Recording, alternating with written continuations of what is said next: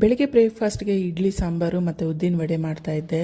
ಅದಕ್ಕಿಂತ ಮುಂಚೆ ಇದು ಸುಶಾಂತ್ ಹೆಲ್ಪ್ ಮಾಡ್ತೀನಿ ಅಂತ ಬಂದು ನೋಡಿ ಹಸಿಟ್ಟು ರುಬ್ಬೋದಕ್ಕೆ ಅಂತ ಬಂದಿದ್ದೆ.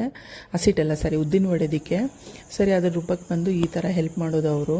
ಗುಡ್ ಮಾರ್ನಿಂಗ್, ಇದು ಇನ್ನೊಂದು ಮಿನಿ ವ್ಲಾಗು. ನಾನು ಇಲ್ಲಿ ಸಾಂಬಾರಿಗೆ ರೆಡಿ ಮಾಡ್ಕೊಳ್ತಾ ಇದ್ದೀನಿ. ಸೌತೆಕಾಯಿ ಸಾಂಬಾರು ಮಾಡ್ತಾಯಿದ್ದೀನಿ, ಬೇಳೆ ಮತ್ತು ಸಾಂಬಾರು. ಸ್ವಲ್ಪ ಮಾವಿನ ಹಣ್ಣಿತ್ತು, ಸರಿ ಇದನ್ನು ಹಾಕೋಣ, ಹುಳಿ ಹುಳಿಯಾಗಿ ಇಡ್ಲಿಗೆ ಚೆನ್ನಾಗಿರುತ್ತೆ ಅಂತ ಬೇಳೆ, ಟೊಮೆಟೊ, ಒಂದು ಸ್ವಲ್ಪ ಮಾವಿನಕಾಯಿ ಮತ್ತು ಸಾಂಬಾರು ಸೌತೆಕಾಯಿ ಹಾಕಿ ಬೇಯೋದಕ್ಕೆ ಇಟ್ಟಿದ್ದೀನಿ ಕುಕ್ಕರ್ಗೆ.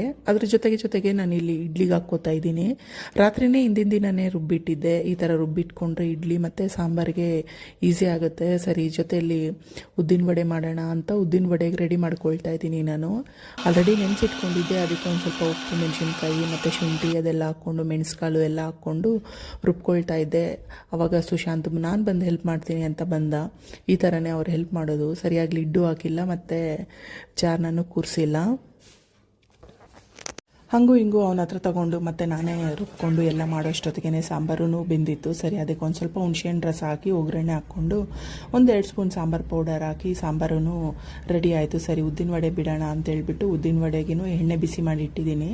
ಸರಿ ಇದಕ್ಕೆಲ್ಲ ಕಟ್ ಮಾಡಿ ಇಟ್ಕೊಂಡಿರೋಂಥ ಕೊತ್ತಂಬರಿ ಸೊಪ್ಪು ಮತ್ತು ಸ್ವಲ್ಪ ಈರುಳ್ಳಿ ಅದೆಲ್ಲನೂ ಹಾಕ್ಕೊಂಡು ಮಿಕ್ಸ್ ಮಾಡ್ಕೊಂಡು ಒಂದು ಸ್ವಲ್ಪ ಉಪ್ಪು ಹಾಕಿ ಉದ್ದಿನ ವಡೆನ ಈ ಥರ ಕೈಯಲ್ಲಿ ಒದ್ದೆ ಮಾಡಿಕೊಂಡು ಈ ಥರ ರೌಂಡ್ಗೆ ಹಂಗೆ ಬಿಡ್ತೀನಿ.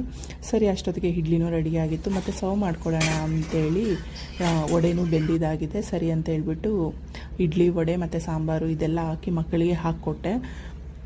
ಬೆಳಗಿನ ಬ್ರೇಕ್ಫಾಸ್ಟ್ನ ತಿಂದ್ಕೊಂಡು ಒಂದು ಸ್ವಲ್ಪ ಶಾಪಿಂಗ್ ಇತ್ತು ಮಾಡಿಕೊಂಡು, 1-2 ಮನೆ ಹತ್ರ ಹಾಕ್ಕೊಳ್ಳೋದಕ್ಕೆ ಒಂದು ಸ್ವಲ್ಪ ಸ್ಲಿಪ್ಪರ್ ಬೇಕಾಗಿತ್ತು. ಇದೆರಡೂ ತೊಗೊಂಡು ಬಂದು ಇಲ್ಲಿ ಗಿಡಗಳ ಹತ್ರ ನೋಡೋಣ ಅಂತೇಳಿ